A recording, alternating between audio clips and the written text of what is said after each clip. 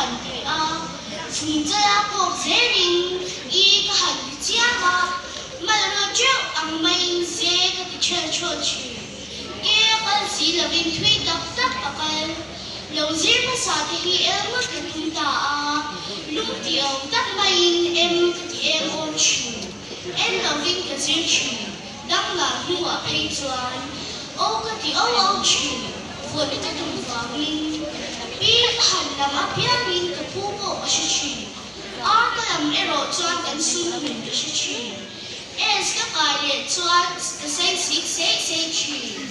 đi cái cái chỉ là cái đi cái chuyện và ra cái nhu cầu hiện chỉ cái để chuyện